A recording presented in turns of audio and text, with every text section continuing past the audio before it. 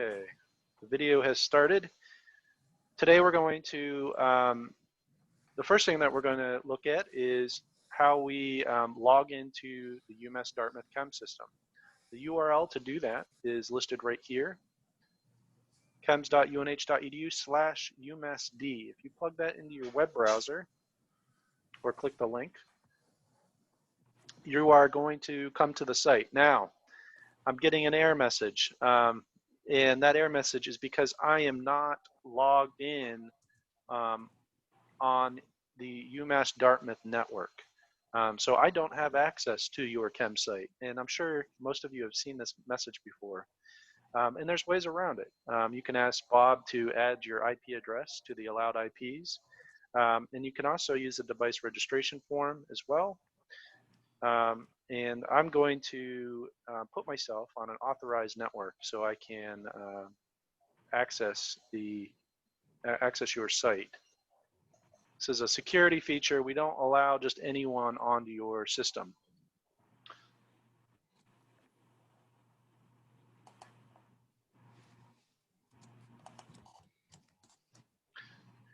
And one thing I want to mention is we do, Bob, if you want to set up single sign-on at some point, that can be a way around that, and it would probably make your users happy.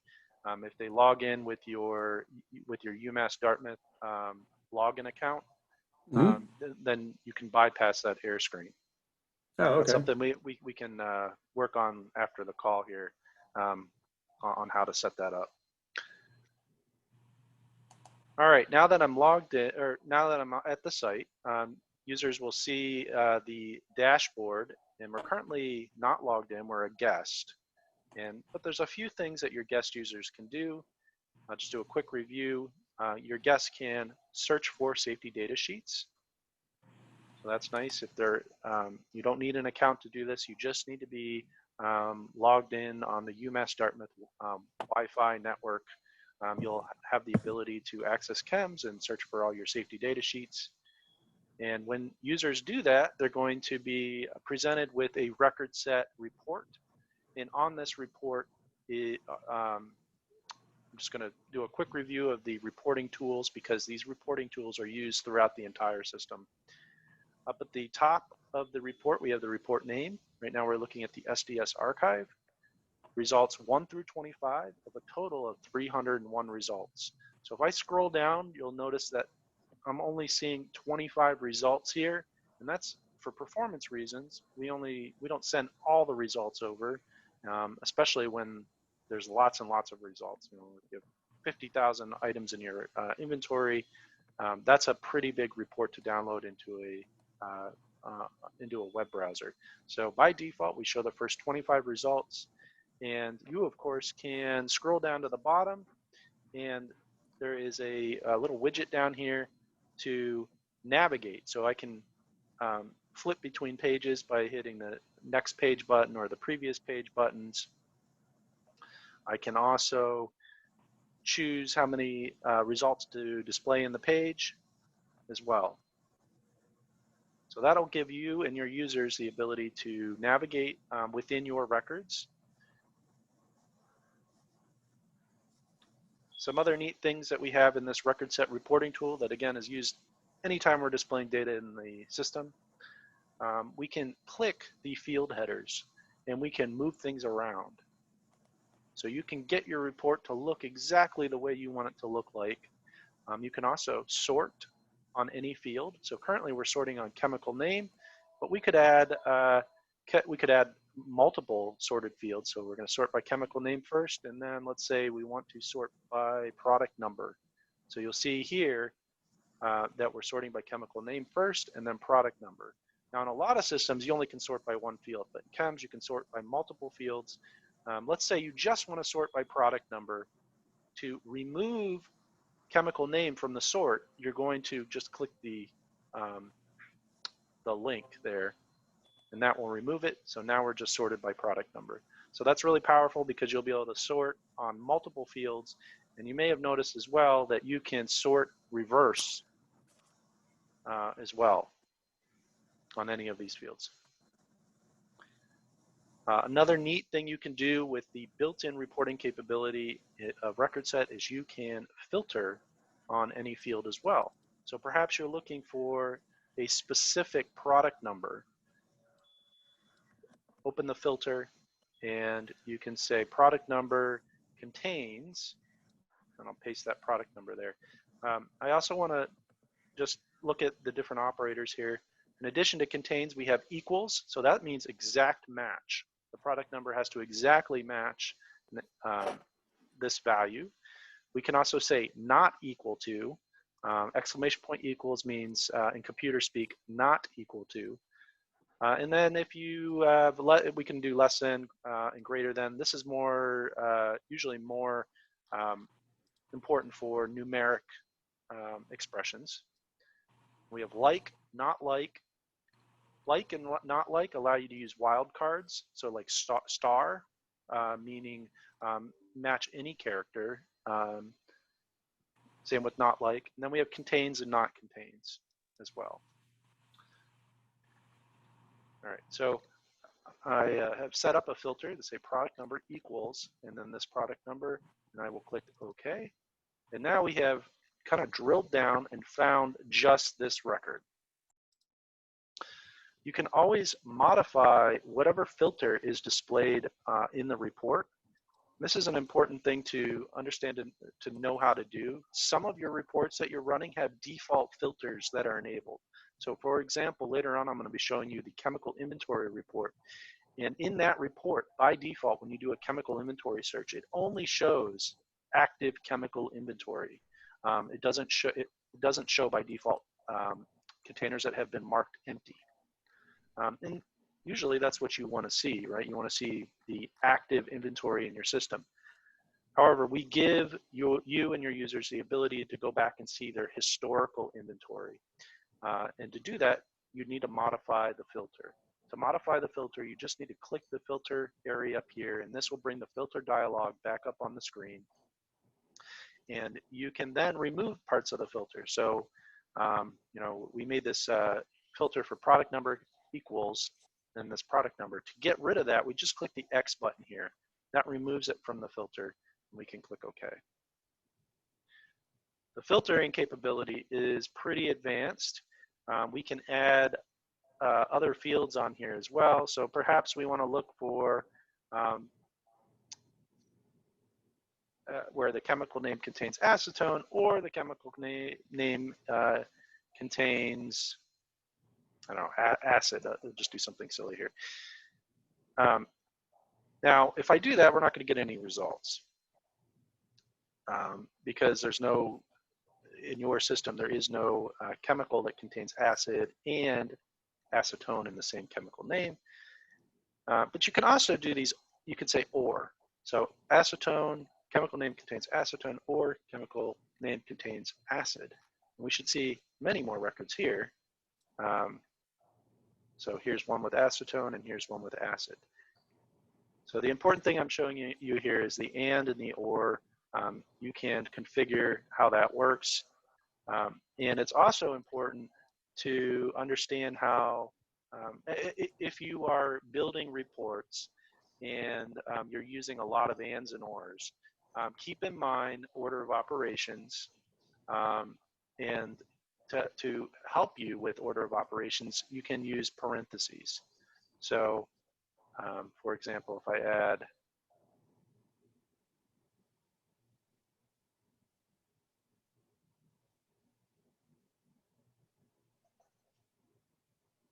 I'm going to take away the parentheses first so we can discuss the problem with this query. So chemical name contains acetone, or chemical name contains acid and manufacturer contains Fisher. If I run this, you're going to notice that because of the order of operations, and the things that have and in them are evaluated first. So the report that we're looking at is chemical name contains acid and the manufacturer contains Fisher, okay? Or the chemical name contains acetone. So when you're mixing ands and ors, you want to be really careful here because the and is always logically performed first and then the ors. Now you have control over this, and this is why I wanted to bring this up. The parentheses are super important here. Oops, I meant to do parentheses on this here. So we can say chemical name contains acetone or chemical name contains acid, parenthesis, and the manufacturer contains Fisher. So that's going to change our count a little bit there. So it's just important to think about ands and ors if you're using it. A lot of users will never need to really think about this because they're not building reports that use a ton of logic like this. But if you are using ors in your report, just keep in mind that, about order of operations. All right, the next thing I want to show you is when we're looking at data in our record set report tool, the icon on the left is the open record icon. So in this case, because these are SDSs, the open record icon is an SDS link that just shows us the SDS. In this case, this is an older one. It's an MSDS. But anytime you're using record set, that link on the left is how you open the record. And lastly, the next key thing I want to talk to you about regarding the record set reporting tool is we have a report tools button on the top right. If you click that, you're going to have some options here where you can export your data as CSV, and you could import that into Excel and do further processing. This is a really cool, neat feature because maybe you'll have a report that includes user email addresses, for example. And if you want to email everybody in that report with their email address, you can do a mail merge, and you can export their data to Excel and send everybody in that report an email. And lastly, we could have the ability to load reports and save reports as well. These are useful if you're actually logged in. Right now, we're not logged in. Okay, so that's a record set reporting tool. There's some other things that guests can do. They can look at particularly hazardous chemicals, related links. They can use the contact EH&S form, which probably goes to Bob. And also there's documentation in here as well. You should look at this documentation. I think it's helpful. Here's an example one on the record set help screen. It should cover everything that I just talked about in these kind of these nice little diagrams. All right. Next, I'm gonna. So we've overviewed the dashboard, looked at Search SDS, and the next thing we're going to do is log in.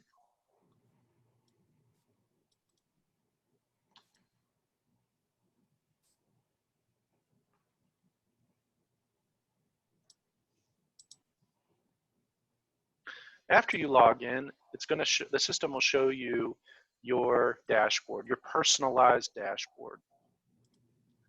The dashboard content, what you see on the dashboard, is based off who you are in the system, things that you own.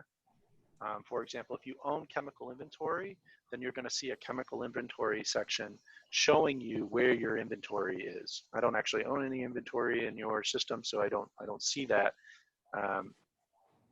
But your users will. And then your dashboard is also customized based off what privileges you have been assigned in the system. So if you're a chemical inventory manager, you will have on your dashboard a bunch of report links that look just like this. To run reports having to deal with chemical inventory. If you are a database administrator in the system, you are going to see a ton of links in the database administration section that allow you to view and edit all the data tables, all the underlying data tables, as well as look at the application logs. You can kind of look and see what everybody is doing in the system. Everything that is, every action that a user can take in the system, view action or edit action, everything is recorded. So Bob can go in here and see what you guys are doing. The application logs are also a really good way to potentially recover data. So if you've had a user go into the system and accidentally overwrite something, overwrite some record data, Bob has the ability to open those application logs and review the previously entered data for that record and restore it. All right. So that's a review of the dashboard. I want to talk about the My Profile. Users can update their profile in this section, change their passwords. Also, users can manage their colleagues. This is important because if you own chemical inventory in the system, or you are a supervisor of another user, or you want to identify who your supervisor is, users can help manage these associations. So I'll just pick an example user in the system, and I can manage the relationship I have with Ashley. So I can mark who is the supervisor in this relationship, who can assist who.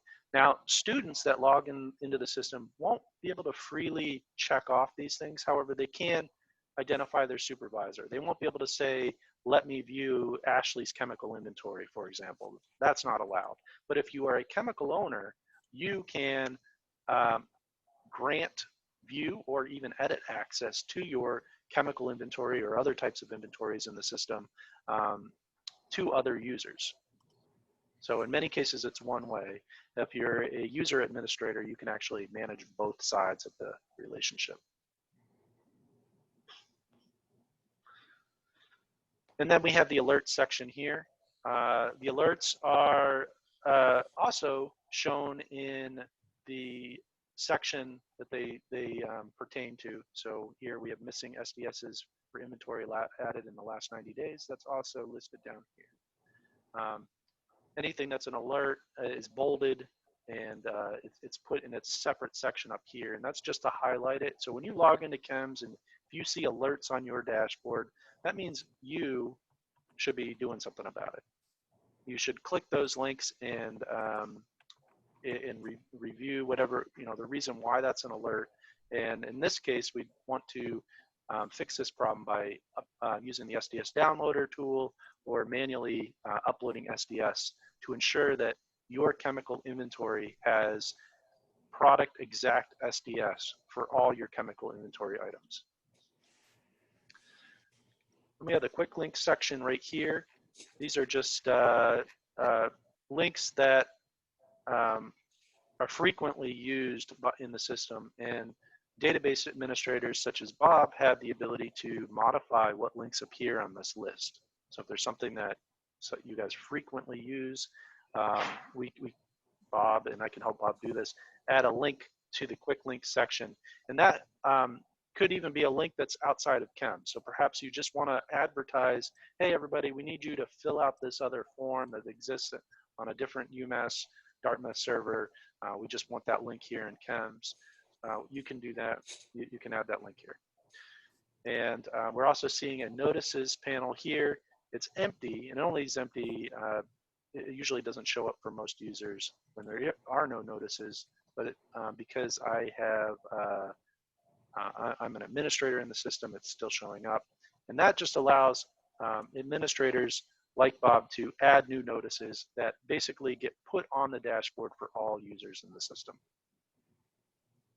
So that's the dashboard overview. I want to, actually, before I move on, I want to say one other thing. If you encounter a problem with CEMS, let's say there's a bug in the software, the best thing you can do to tell us about it is to, on the dashboard, scroll down and click the report bug link right here. And this will allow you to fill out a form and describe what the bug is. You can also report new feature requests this way as well, and click submit.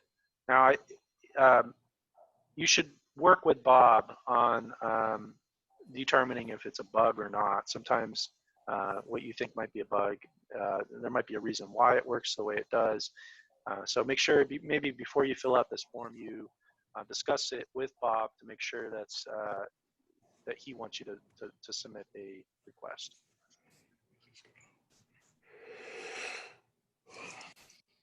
All right. So we've done the overview. The next thing I want to do is search the chemical inventory.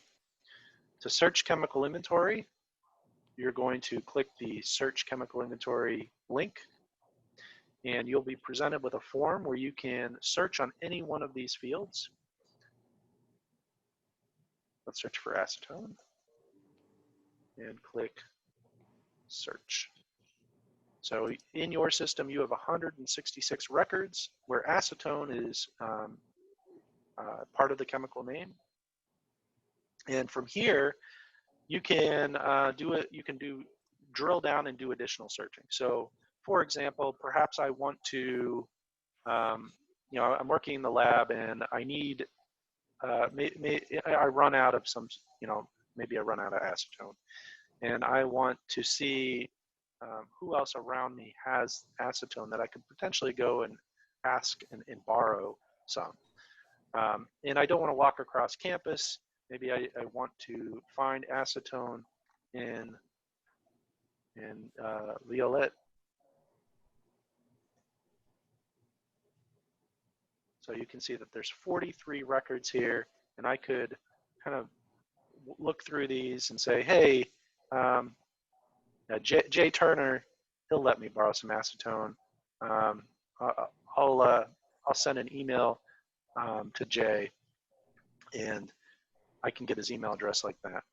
Now, normally, your users, when they click someone's name like that Jay Turner right there, instead of seeing the user record screen, they're actually going to see a smaller screen that just gives Jay's email address. It has contact information. Excuse me. So that's a really neat way for users to kind of contact each other and find chemicals and hopefully reduce the amount of chemicals that new chemical orders that come in. If you can reuse, that's even better. And you can do that also in conjunction with the ability to add things to the surplus list and then adopt things. I don't want to do that because I'm on your live site. Excuse me.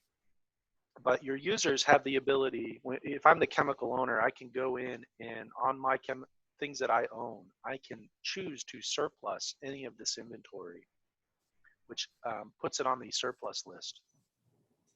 And when that's done, when other people are viewing the inventory, there'll be a little green badge here that says surplus. And that's to indicate to users that might be searching the chemical inventory that that's available for free. And if those users click the open record icon, instead of seeing a surplus button here, they'll see an adopt container button. And the system will walk them through the process of transferring ownership of that chemical inventory item.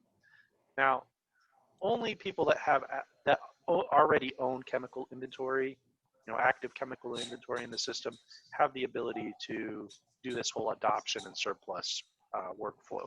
That's not something that, let's say, a student could do. They couldn't just adopt a chemical inventory item in the system. All right, next I want to show you, so we've done the search chemical inventory. As a chemical inventory manager, you can also view all chemical inventory in the system, and you can do that just by clicking the search button. There's also a link to view all chemical inventory on the dashboard as well. There's a view all inventory as well. So if you have permission to view all inventory, you'll have a link right there. And if you do that, it'll pull up all the inventory in your system, all the active inventory in the system. I mentioned earlier that that's a default filter. If you ever want to edit that and look at things that are no longer active or are part of historical inventory, you can actually adjust this filter and see what your inventory looked like a year ago.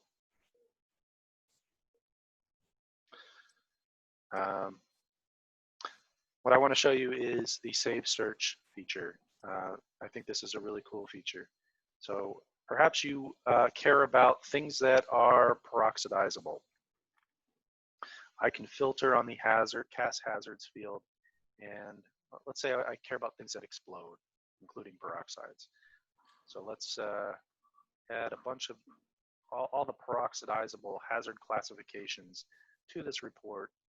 We're going to filter and find anything that has the potential to explode.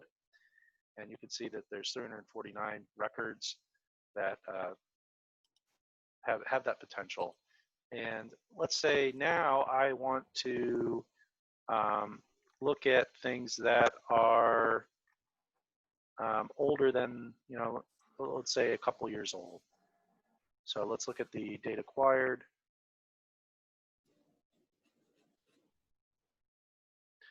And I'll filter on data acquired and say, show me everything that is less than, or the data acquired is less than today minus 2 years.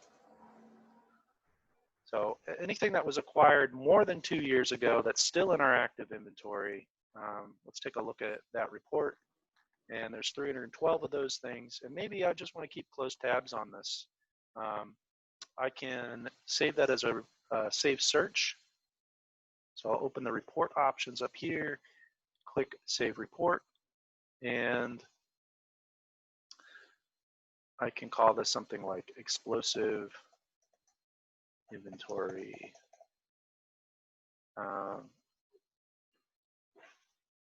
Something like older explosive inventory. And I can click Save. And now on my dashboard, every time I log in, I'm going to see under My Save Searches, we have a report for chemical inventory called Older Explosive Inventory. And I can simply just click this link and get that data anytime I want. And this will, and what we're saving here as the Save Search is actually the reporting criteria. So the filter, what fields are shown in the report. So you can choose which fields you want shown in the report, as well as the sort. So I could add, let's say we want this sorted by chemical name. And then I'll update my search, click Save. And actually, before I do that, let's talk about the Send Email Alert function. With Save Reports, you can also configure a email alert that will get sent to you. And that alert can, you can choose when that alert is sent. So I can choose when new records are added to this report. Right now there's 312 records. Well, when a new record comes, it matches this report criteria. You can, if you want to get an email alert, you can choose to set that up. And you can also tell the system how frequently to check for those new records. So right now, with these options, we're going to check once per day, Monday through Friday. And we can expect at most 1 email per day, telling us that there's these new explosive inventory records. So the Save Search Alert tool is really cool because it allows any user to make alerts based off data they can access in the system. And I click Save, and now I can expect an email to me anytime there's a new item or record added to that report. To remove that report or to get rid of that Save Search Alert email, you can just delete the Save Search. And now it's gone. Okay. So that was searching the chemical inventory. The next thing we're going to talk about is adding new chemical inventory. To add chemical inventory, and actually, I'm not going to do this on your live site. I'm actually going to go to the preview site. This is a good opportunity to tell you about the preview site. All of you have access to the preview site. the preview site is something that is shared amongst all CEMS users. So not just at UMass Dartmouth, but at UNH and Dartmouth, and all our CEMS schools that use CEMS have access to this preview site. The preview site is always running the latest version, and sometimes more than that as well. Sometimes we install the latest features that the next versions of CEMS will have. And this gives you an opportunity to assess those features and also test them out. A lot of times, like if Bob comes to me and says, hey, we really need this new report or this new feature, we'll build that, and then we'll deploy it on the preview site, and then we'll have Bob take a look at it. Bob may share a URL with you guys to also take a look at it. And that's how we do our user acceptance testing. But in the meantime, you can also just use the preview site as a place to try things out. So today we're going to add some new fake chemical inventory, and the best place to try things out without affecting your live site is on the preview site. And everybody on this call today, you have access to it. Here's the URL, and here's the administrator credentials to get into that site.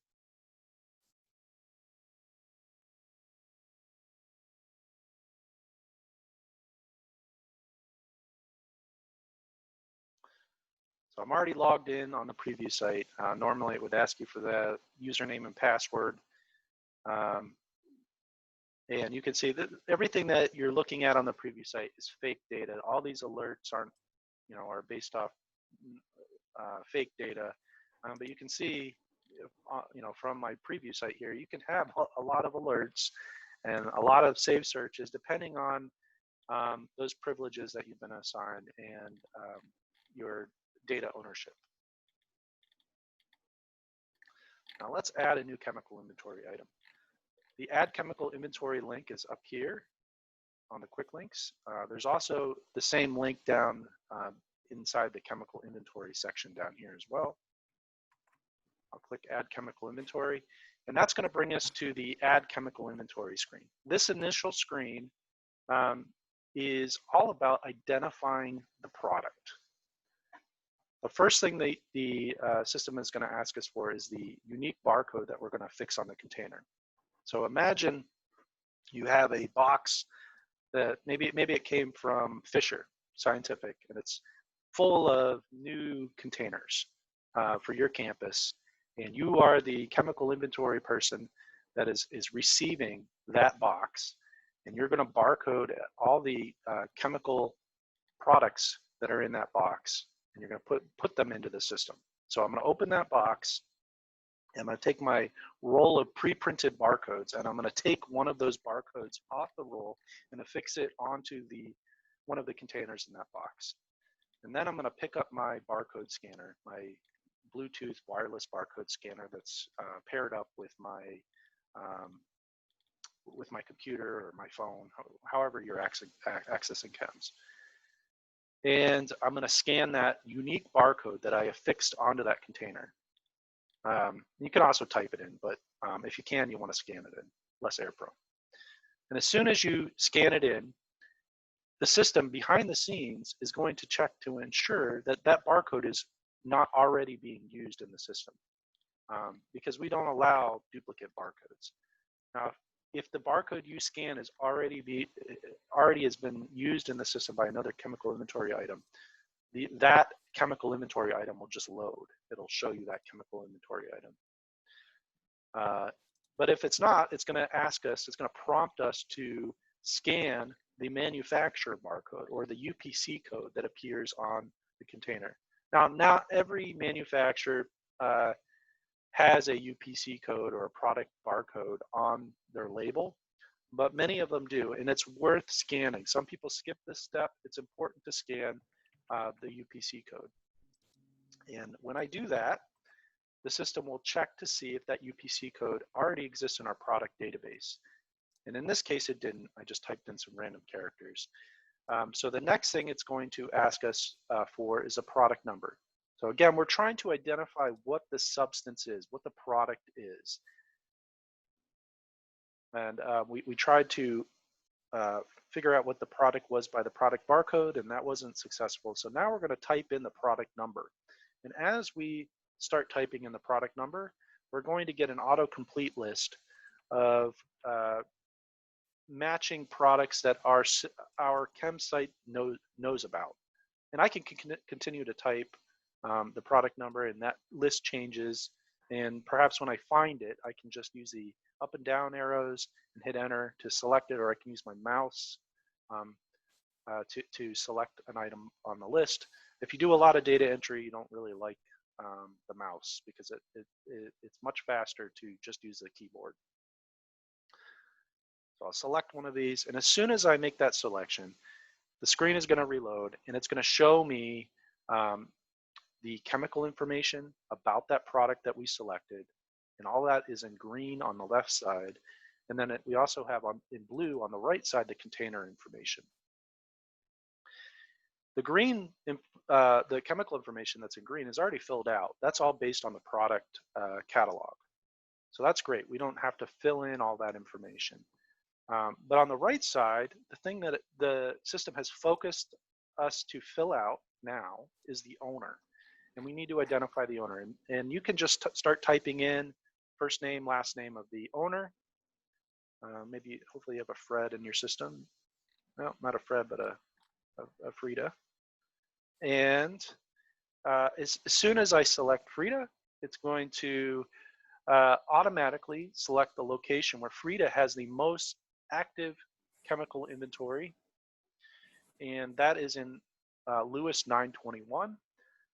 A lot of times that's where this new chemical inventory item is going to. You know, it's probably, it may go to the place where they currently own the most active inventory, but there's other options on here as well. So it looks like Frida owns, in this preview site, the fake data, but owns chemical inventory at 2 different locations, and I can select the other location.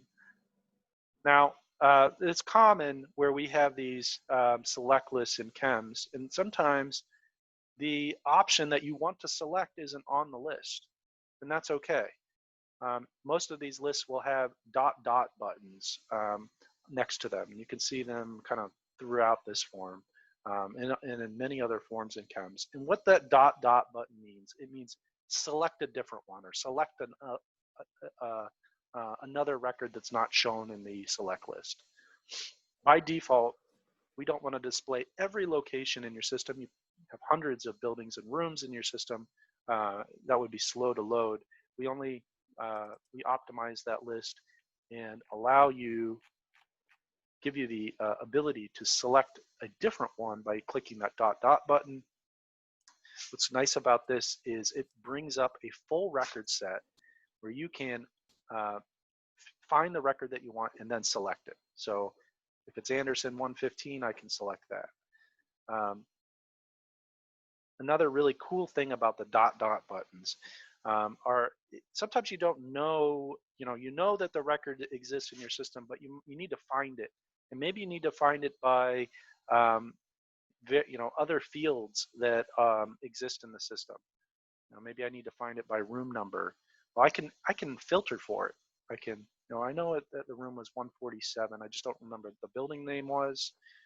Oh, here's all the buildings that have a room 147. Oh, that's right. It's Miller Building. That's where this needs to go. And you can select it, and then it automatically adds it to the list.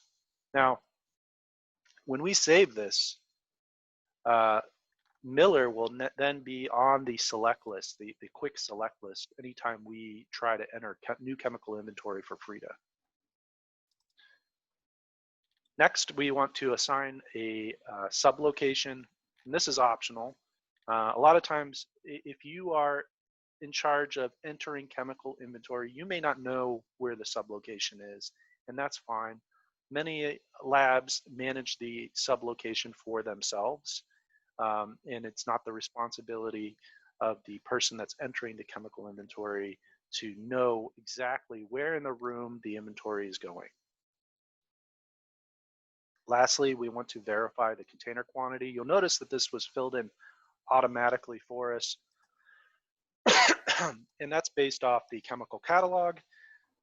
You want to verify the container quantity, though, because some manufacturers will not use separate product numbers to represent different container sizes. So, you know, for this product number, Aldridge may have a 10-gram container as well, and it may have the same product number. So just keep that in mind, that when you're adding new chemical inventory, you should verify the container quantity at the same time. After you do that, you can click the Save button, and that will add the new container to the database.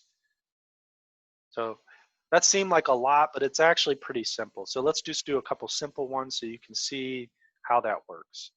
So we scan, take the next container out of the shipment from Fisher, and I affix a barcode onto the container, and I'm going to scan that barcode with my barcode scanner, and then immediately I'm going to scan the UPC code.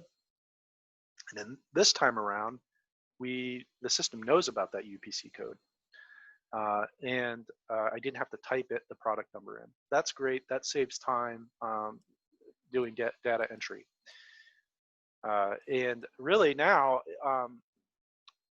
I just need to verify the information here. You'll notice that Frida is already set as the owner, and that's because the owner field is sticky, meaning that it will automatically, for new records, it will automatically default to the previously entered value. And that works really, really well for chemical inventory for new items, because a lot of times in that same shipment, everything in that box is going to the same person. You don't, of course, that's not always the case. You can select a different user here, say John, and it'll automatically select the location where John owns the most inventory, and we'll click Save. And so now that new container's in the system, you can always, there's a little notification at the top, you can always go back and revisit it. Maybe you're like, oh, I forgot to add a, I forgot to fill in a container note. The container notes section down below is just a way of allowing you to enter free-form text to have a memo or notes attached to an individual container item. The container notes, any container notes that you put in this field are searchable on the record set report tool. This is a field you can add to your report. So I could put test note in here and click Save. And now that test note is available, we'll reload it. You can see the test note is right there. I also want to mention that in the chemical information, you'll notice that there's this little note here that says updates affect 27 containers.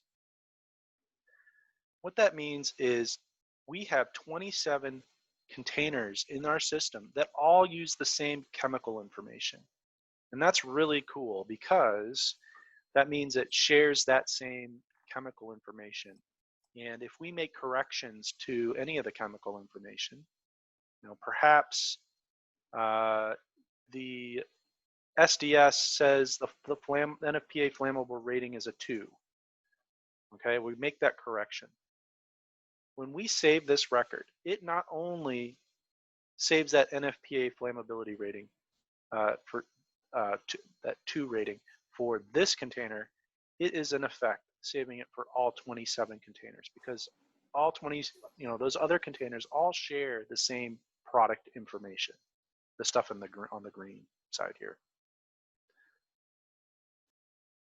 There's also a chemical notes field down here as well. Chemical notes works very similar to container notes, but those chemical notes are something that you can also search in record set, and those notes would be shared across all 27 records. You'd see a separate fields for chemical notes versus container notes.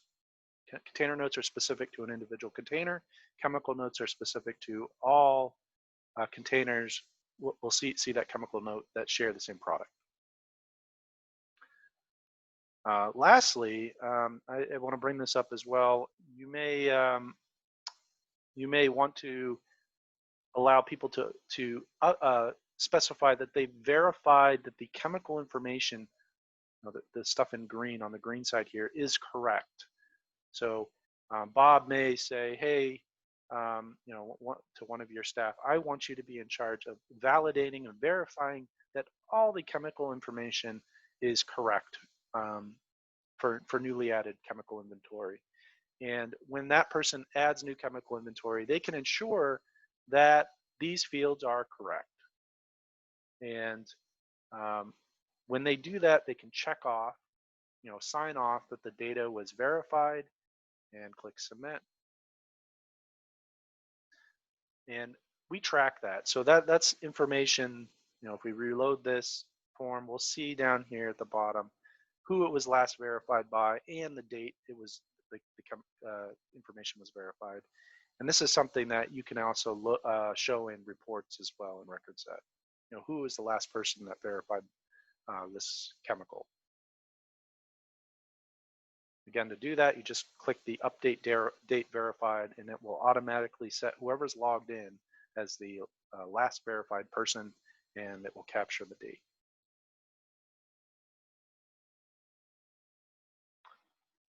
Okay. I want to remark, sometimes you don't have a product barcode, you skip that, and sometimes when you're typing in the product number, it doesn't exist. We didn't get any matches. You might have saw a little wheel on the right side there quickly turn, and that means it looked on the server for a matching product number and it didn't find it. We don't see anything. That's okay. The next thing you'll do, if it doesn't find any matches based off product number, let's try to find something similar in the system with the same chemical name. So I'll start typing in acetone, and you can see here all the various products that have acetone in the chemical name. I can choose one of these, and it will bring me to the next screen, but you'll notice that the manufacturer field is not filled in. And that's because we don't know what it is. We'll need to enter it now. So if we type in Fisher, excuse me, we can do that. And fill out the rest of this information. Now, a lot of times, people that are entering new chemical inventory may not be so focused on making sure that the chemical information is complete. You certainly can do that, especially if the information is listed right on the label. Like the GHS hazard classification should be listed on the label. If you want to put it in at that point in time, that's great, do so. But we'll have another opportunity to fill in this information, and that is with the person that is going to ensure that you have a product-specific SDS for all your active chemical inventory. That's a separate workflow than doing new chemical inventory, and this information can be updated during that time as well. But certainly, if the information, you're entering a new product and you've never seen it before at UMass Dartmouth, if this information is on the container label, I would put it in at the time of data entry. I think it's a good idea to do that, but I wouldn't kill yourself in making sure, like, shelf life. Well, it's not listed on the label. Do I need to go look that up, in a separate web browser tab while I'm doing chemical inventory? I would say no. Really, it's up to Bob to tell you what to do there. But I would recommend that the person that does the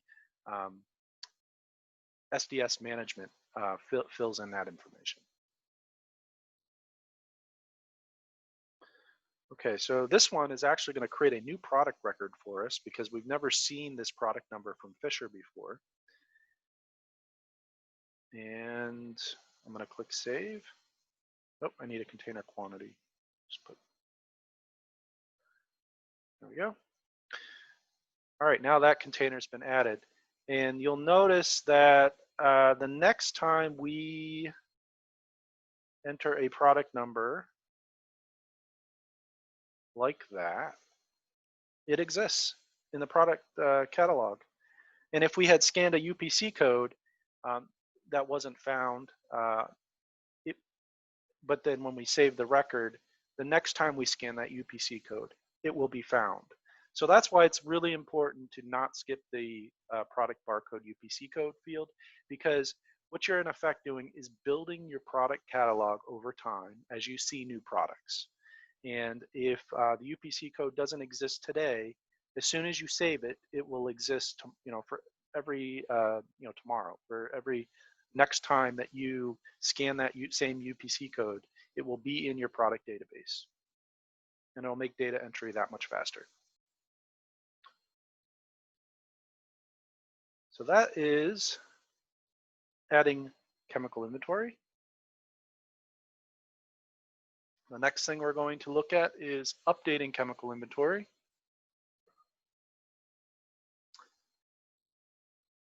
And again, we'll do this on the preview site because I don't want to make any changes to your data, your live data.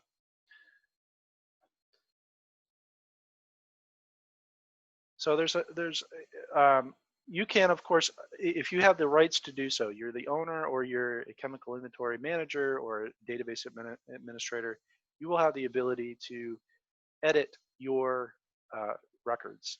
And these fields will be editable. Some features are listed here, like delete. That only shows up for database administrators. It does not show up for anyone else, and that's important because for the most part, as a general rule in the CEMS system, we don't actually delete data from the system. Data should only be deleted if it was a mistake in the first place. That data should never have existed in the system. For chemical inventory, instead of delete, we want to mark things empty. So when we mark something empty, it will now no longer show up in the list of active inventory. So if we try to search for this chemical name now in the chemical inventory search, it won't show up. These should all be other inventory items. So let's see, is barcode, this barcode here, oops, that's an extra tab. So right here, yeah, so it's 462623. That barcode does not exist on this list, and that's because we've marked it empty, and that's what we expect should happen. And we can, of course, go back and look at historical inventory, things that have been marked empty. And to do that, we need to modify the filter.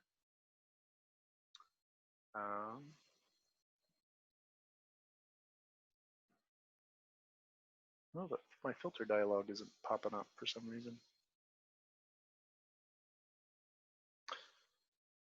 All right, so if we remove active between, if we just remove that, we're going to see all historical and currently active inventory. And you can see that the count jumped from 5 to 9, and the container in question was 462623. And that's listed right here. And as you would expect, it has a empty badge to indicate that it's empty. Now, sometimes this can happen. Sometimes things accidentally get marked empty, and we later on find the container and it's actually an active container. That's okay. We never deleted the container record. We only marked it empty. So if it was mistakenly marked empty, we can, of course, update it, reactivate it, and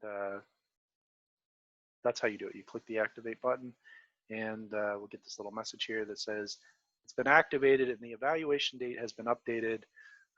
Need to verify the owner and location. So that's how you can edit individual container records. And your user, you and your users will be able to do that based off the privileges that you have. If you're a student and many of these fields will be read-only.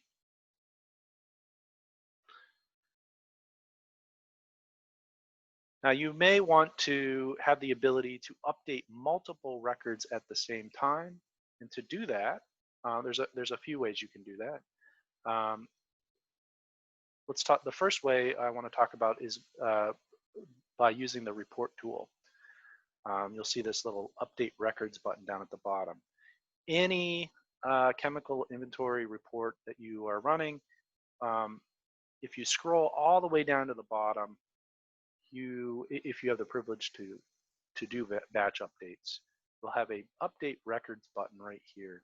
If I click this, it's going to bring me to another screen, and this is the update inventory screen where I can, for all of these 9 containers, I can update certain fields all at once. So for example, I could maybe search everything that was owned by Bethany. Perhaps Bethany retired, and I want to transfer all of Bethany's inventory, all her active inventory, to Fred.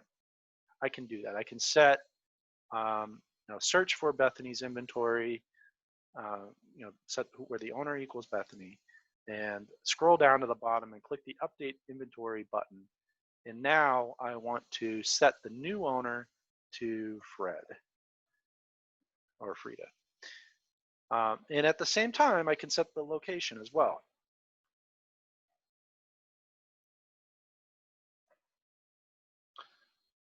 I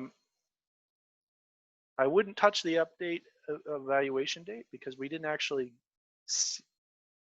physically see those containers. We're just batch moving them all. And I can click confirm.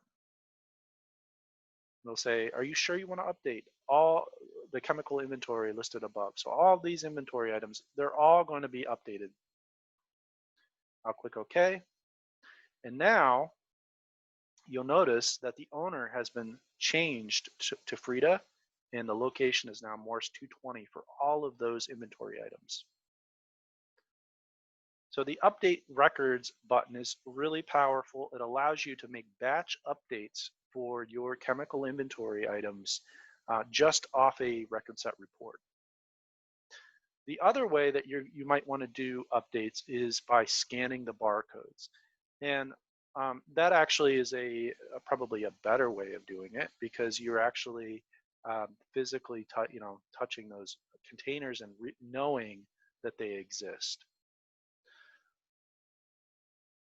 To do that, we're going to click the Update Chemical Inventory link. Let me just show that again. Right here on the quick links, there's the Update Chemical Inventory. And you can also get to this through the search. There's if you click Search Chemical Inventory, up at the top near the barcode field, there's Search Multiple Barcodes. This is the same form.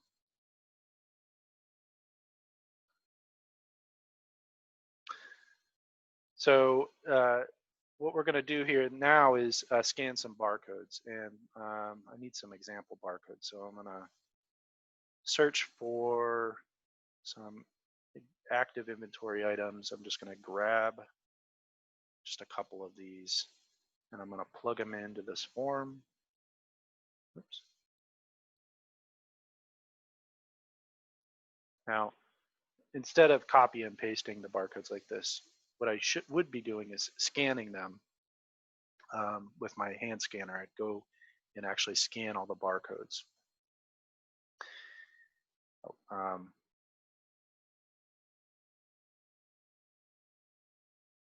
Do one more.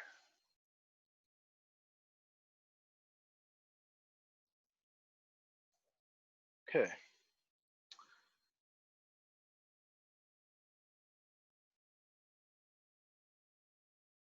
So I want everyone to realize something. I put the barcodes in this field, and then I close the tab, or let's say I close CEMS entirely. And you've been scanning into that field for some time, and oh my gosh, did I just lose all those barcodes that I just scanned into that field? Turns out you didn't. we actually save those behind the scenes. So if I reopen update chemical inventory, they're still there, and they'll be there until you clear them out. Um, so you don't need to worry that, did my browser crashed and now I lost everything that I scanned. I wouldn't scan too many things in here, but you can certainly scan the barcodes in a room into this field. And if you accidentally close the app, no problem, they'll still be there. After you've scanned those barcodes, you can click the next button, and immediately it will take you to update inventory, where you can make those changes. So now these container items are owned by Frida. Let's change the ownership to Jack or Jackie. There we go. And I would, because we've handled those containers, set the evaluation date. We've seen those containers, so we can evaluate them at the same time, and click confirm. Okay. All right. So now those containers have been updated, and the new owner is Jackie. And then from here we can choose, do we want to go back to the new chemical inventory search, or do we want to just keep scanning more barcodes? Now, because we've updated those barcodes, the barcode list has already been cleared for us because we finished that. But if we had not actually completed the entire update process, then those barcodes that we scanned would still be on this list.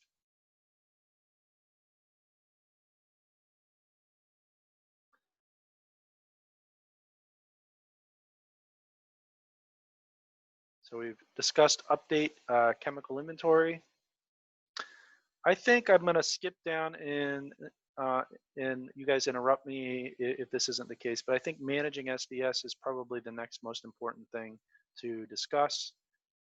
So I'll show you that next.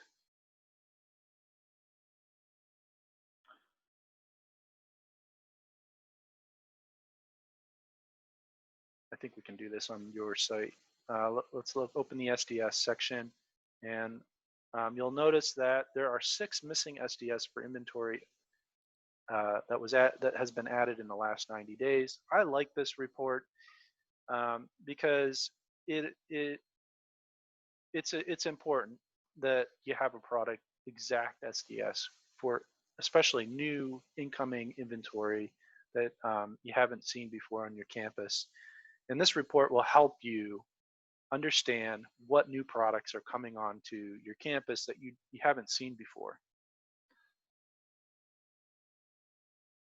So the user that is the SDS manager, whoever the designated SDS manager, and that's a privilege that you can assign in the user management tool, will have this SDS section, and they will also see this alert when there are missing SDS.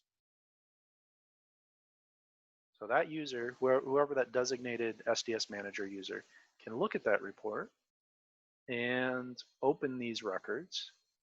And you'll notice that when we open the record, we have the green, the chemical information screen. We don't have the container information screen because we're not looking at chemical inventory. We're just focused on the chemical information. And this is chemical information that doesn't have an SDS. In this case, we have a related SDS. The related SDS is another SDS in the system that has the same name. And if we have another SDS in the system with the same name from the same manufacturer, we'll display that as well. So we can look at this related SDS.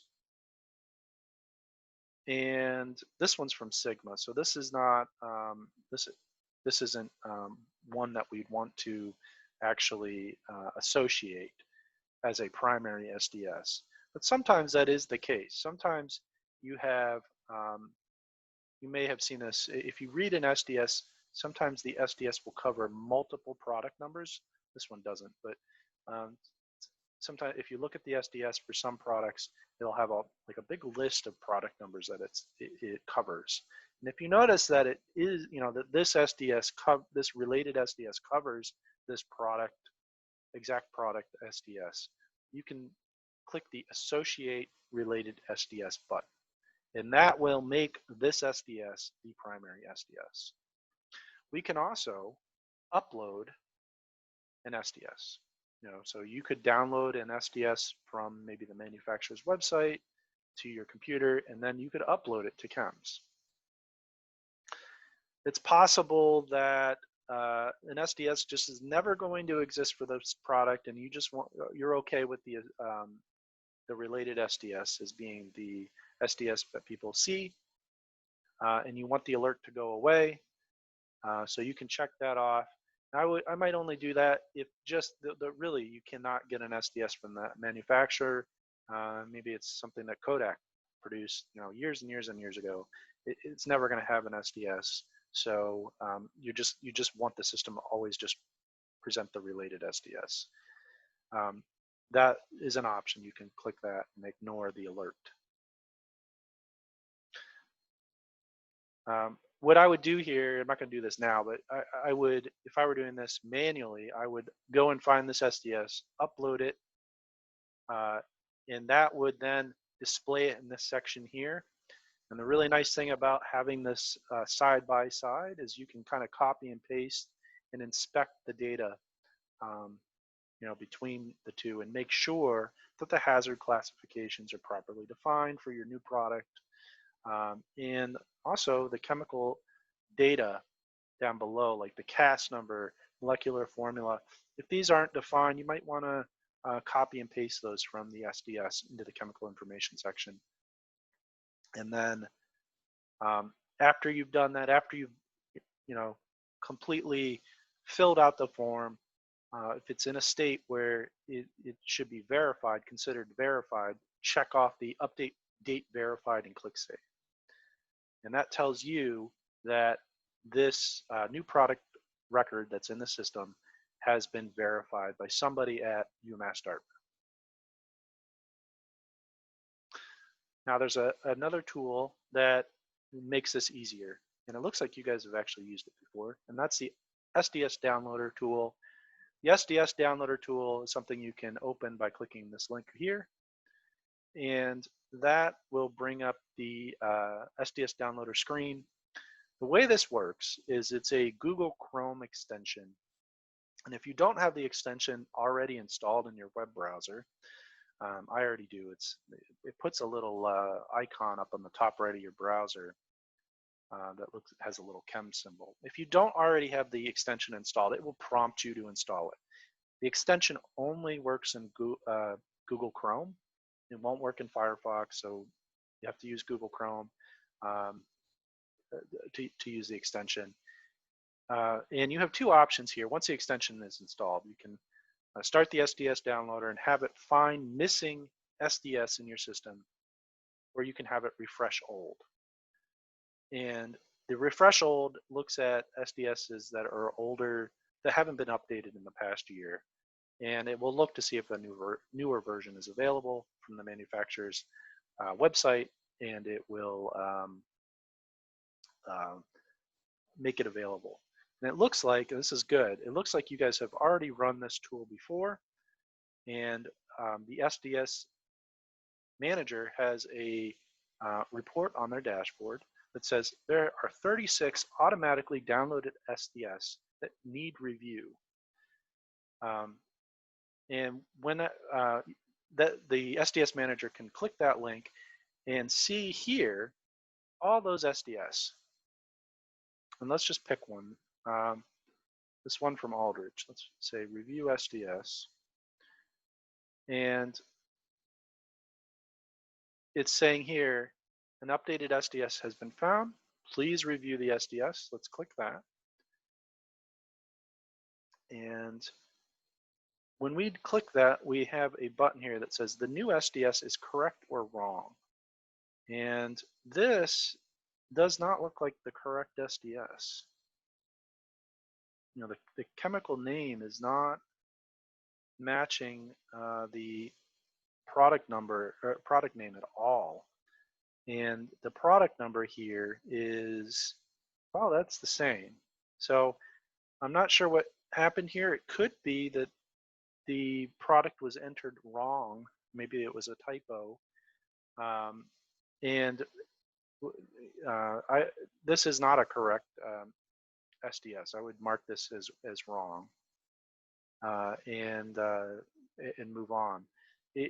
It most likely is typed in wrong. If you can locate this barcoded item and try to find the right product number, I would type that in and rerun the SDS downloader, and it will it should find the correct SDS.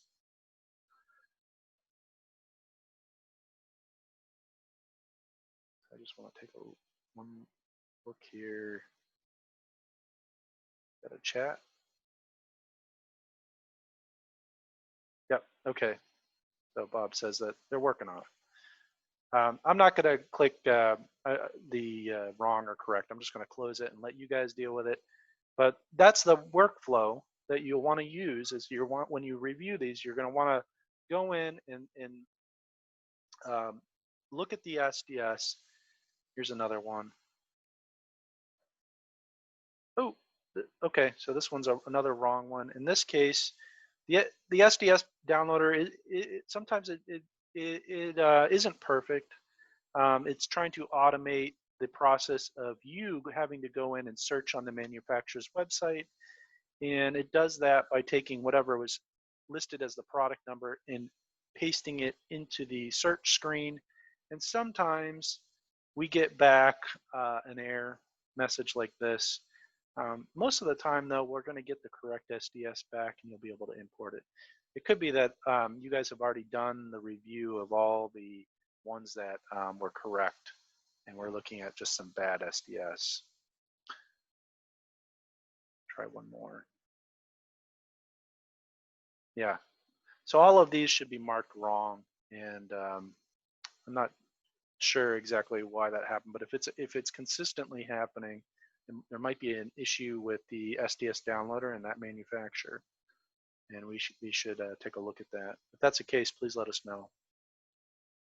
All right. So here's one, and it's another one that doesn't look correct. The product name is something different. So I suspect that some of these product numbers are not correct, and it's finding the wrong one. I'd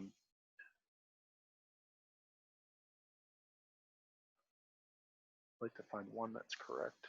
Nope. All right. So it looks like you guys have some data that needs to be cleaned up. But I think you guys you understand that process where you review the SDS and you fill in any missing chemical information and click save, and that will automatically import the SDS into your system. It'll make that SDS active. The last thing I want to show you as part of managing SDS is the SDS binders function.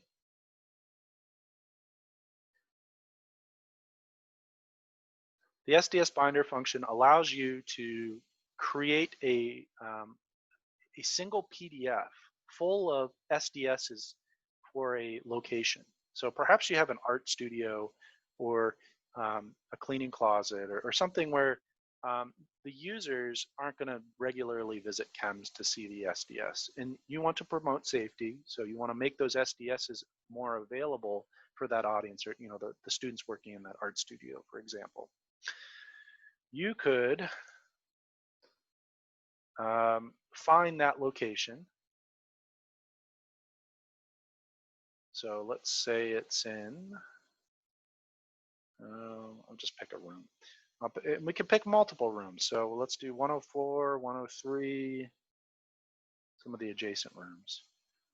And okay. And we also have the ability to, I should probably explain what's going to happen here. All the chemicals that are in these locations that we've selected right up here, all the SDS that for those chemicals in these rooms. What we want to do is compile a single PDF, single document containing all of those SDSs into one document. And then you can take that document and have it printed by your print services department, and maybe even have it bound, in a binder. And then you can put that binder there with all those SDSs available in an offline format where they don't need to use CEMS. You can also supplement your SDS binder with additional products that may not be in this room.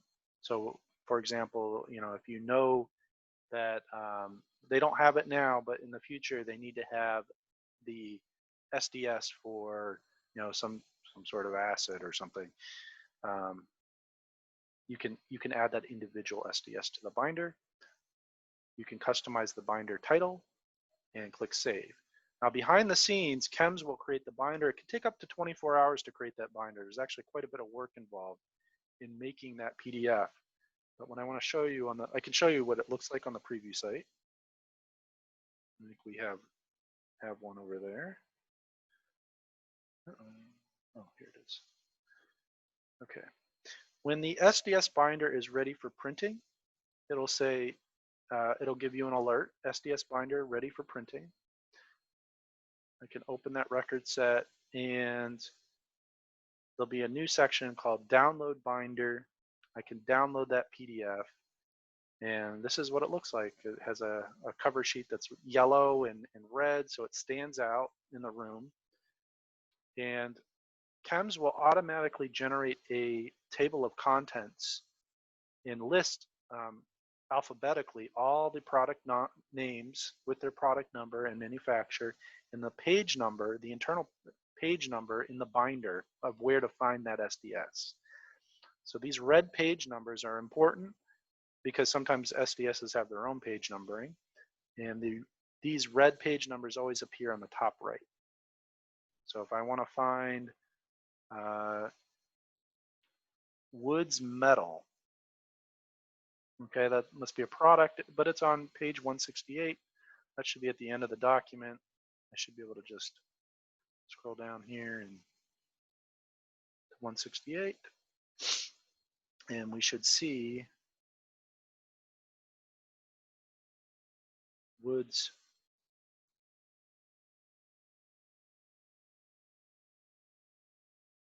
right here, Woods Metal stick. All right, so that's how to manage your SDSs and create binders, and also upload new SDSs as well. Let's head back to the agenda. We have 9 more minutes, and I think I'll spend that last 9 minutes talking about the emergency response module, unless somebody else wants to, unless Bob, you want to look at something else. So the emergency response module, let's head back to the UMass Dartmouth site right here. That sounds good. Okay, thanks, Bob. The emergency response module is a special module that's tailored for emergency responders such as your fire department. We created these reports after talking to our fire department and asking them what they wanted to see if there's an emergency, what they want to see on site. You have, it looks like you have a site, your default site is called default, let's change that. Let's call it, I don't know. Bob, do you have, you call your main campus?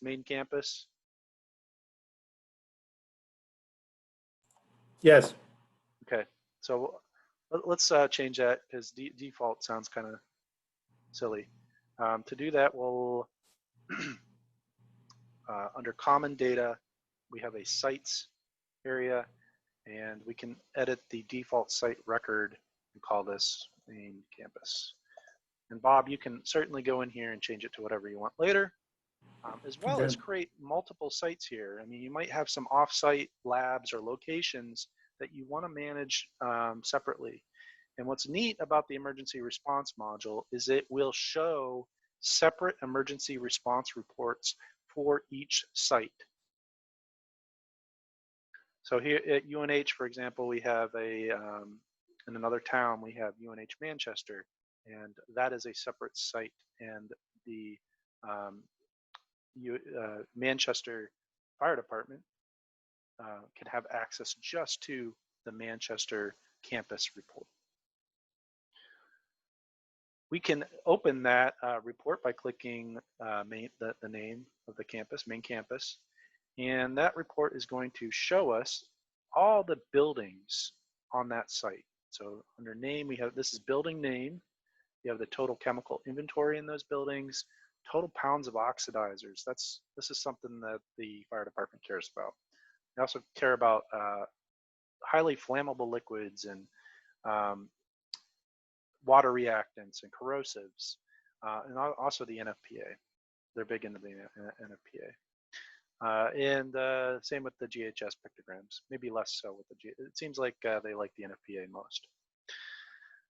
So that's an individual building. We can open up a specific building and go inside and look at all the room data as well. So we have the same stats here. Look at that, you have a broken link. That's something I gotta fix. Let's do that. Let's. This is a good opportunity to submit a bug report. So I found a bug, and we're going to submit a bug report.